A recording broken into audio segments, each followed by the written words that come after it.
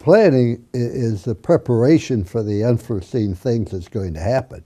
You have to have objectives. There's different planning for offense, defense, kicking game, and it's contingent upon what your objective is. For example, going into a football game, if I think defensively we're capable of holding them to 17 points, then I'm going to prepare our offense to score 24.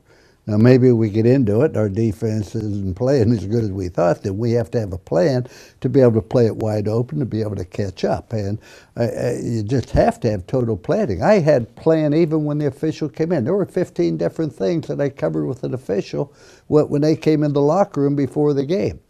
That in the unlikely event we have a penalty, which I don't, would you please report it to me?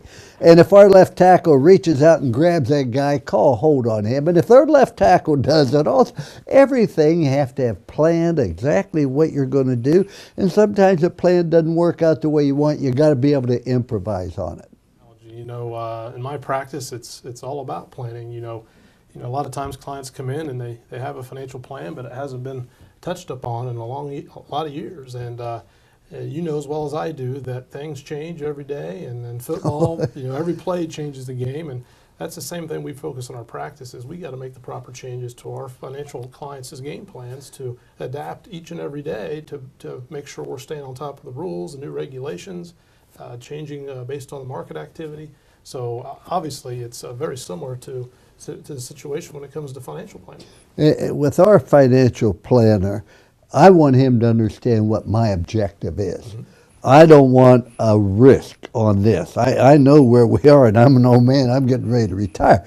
However, on our foundation, let's roll the dice on that a little bit more. Maybe we'll lose, maybe we'll make a lot. If you understand what you're trying to accomplish on offense, defense, kicking game, and understand the ramifications in each of them, then it makes your job an awful lot easier. That's right. You got to have different assets, different philosophies, different type of desires, what you're wanting to accomplish. You carve them out and you try to accomplish each one, but it coordinates all together in one plan. Good point. When I would look at it in the planning, and let's say we're playing Alabama and I happen to be at Notre Dame, I know defensively they are so good up front. What's important for me to give our players something they can physically do.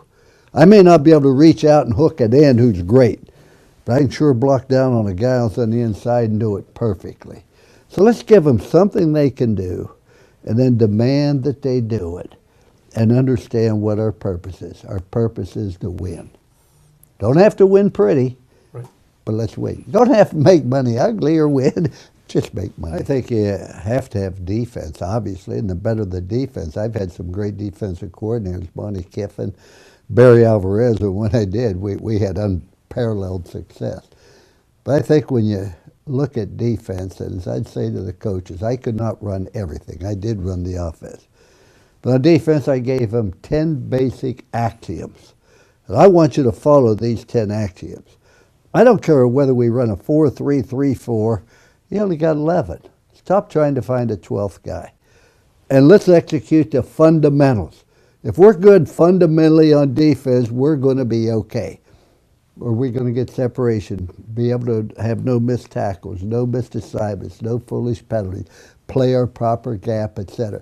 These are the basic fundamentals. If you do that, you're going to be good on defense. And defense is the most important thing. When you go on the road, you pack your togetherness, your discipline, your defense, and your kicking game. Don't worry about the shoulder pads. Don't worry about the offense. Don't worry about the coach. You better pack those 4 things, defense being one of them. And in our practice, we start with defense, and I think that's kind of the moral of the story here. And when you get to that age, your pre-retirement, retirement years, the name of the game changes in retirement planning from the accumulation mode to the protection distribution mode. And that's what we talk about defense, because as volatile as the markets are today, you got to prevent those losses, and you got to prevent those big hits. And sometimes by doing that, you come out way ahead on the offensive end, and that's the key to retirement planning. So we always talk about, hey, you're in here, you're in your pre-retirement, retirement years, it's time to change the name of the game. We're going to focus on protection first and growth instead of trying to hit those home runs. But sometimes defense is exceptionally important. That's where we want. And I'm going to call the plays to protect our defense. I don't want I don't want to give them the ball on our 5-yard line and expect our defense to stop them. But by the same token, if we get a turnover, we get the ball in good field position, we're going to play that sucker wide open. On the other hand, if we go on our 3, we're going to be a little bit more conservative. I ask our financial planners to do the same thing.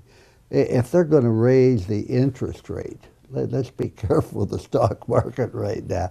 And you have to know when you can emphasize the offensive part of your game. The greatest comeback that I've been a part of was, I was at Arkansas. We're undefeated. We're playing Baylor at home. Homecoming. Bob Hope, a friend of mine, is going to perform at night. My mom's going to meet Bob Hope. And all of a sudden, we're down 28-0 at halftime. We have like 2 first downs. And I went in at halftime, and I said to the team, you know, we're averaging 33 points a game. If we just do the average the second half, we'll get 16 points. But I expect our defense to get a touchdown, to set it up, and I expect our special teams to get a touchdown. And if we take that 16, we take 30, we win the game.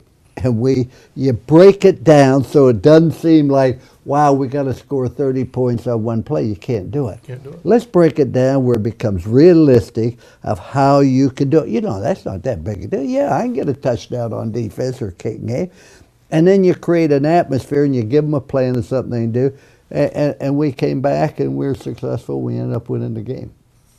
That's perfect. The good thing about that situation, when you go into halftime and you're down 20-0, you know precisely what you got to do to win that game. You got to score 29 points in the second half and not give up any. Yeah.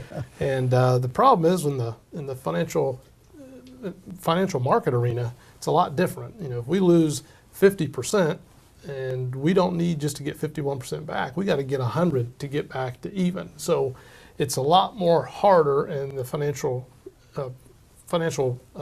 investment arena to actually make those big comebacks. And that's what makes more sense, that you got to be very careful with your proper planning with your clients, because you cannot take those big hits.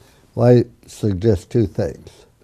Number 1, if you're not real good at coming back and if it's difficult, don't get behind. That's number 1. That's right. Number 2, when we are ahead, and I'm aware of their capability of coming back, I would say to the team, man, we win the 3rd quarter. Just outscore them the 3rd quarter. In the 4th quarter, we're going to eat hot dogs, drink Cokes, and watch the 3rd teamers play. There you go.